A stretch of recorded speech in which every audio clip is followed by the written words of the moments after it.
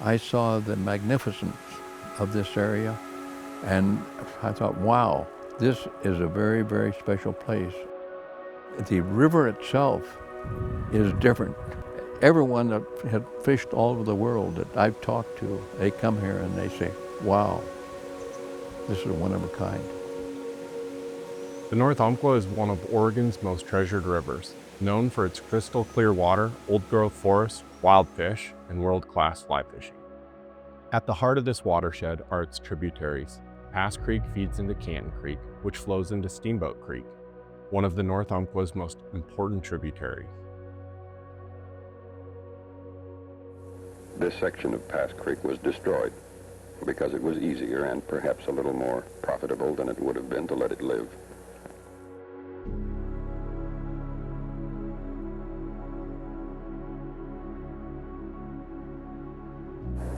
If the steelhead no longer run in the Umpqua, no great harm will be done.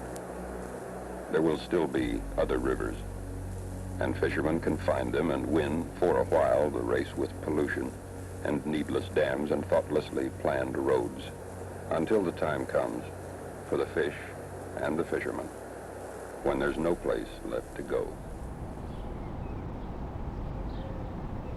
That film helped or reform the agency's thinking on how they did logging within the watershed and stream practices.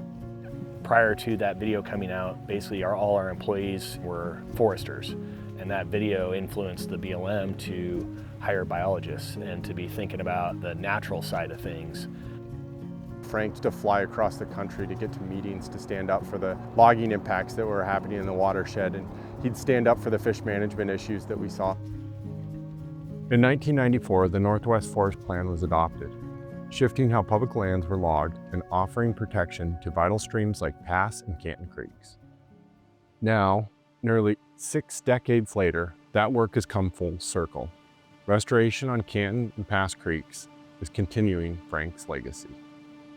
The stream was historically cleaned, so the last 50 years been a practice to go in and remove basically any and all log jams from the stream.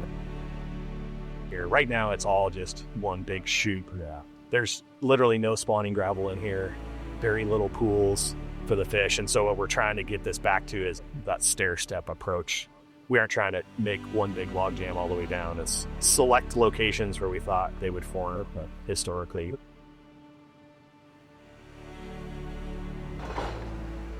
This stream is so powerful that we have to use some of these boulders to help kind of brace the log jam and support it to keep it from breaking apart. Over the next 5 years, our organizations will continue to restore habitats and advocate for the recovery of wild fish populations.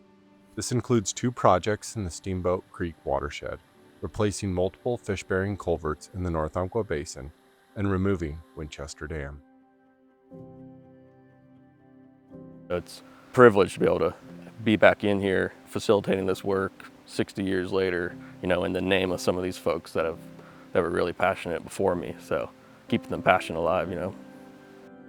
For years, federal funding made these projects possible. Now, with shifting political priorities, that funding is uncertain.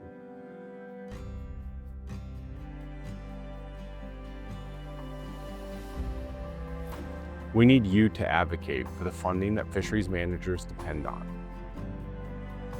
Speak up to maintain responsible forest management practices. Push back against expanding road networks and excessive logging that would impact the Steamboat Creek watershed. And be a voice for the North Umpqua River.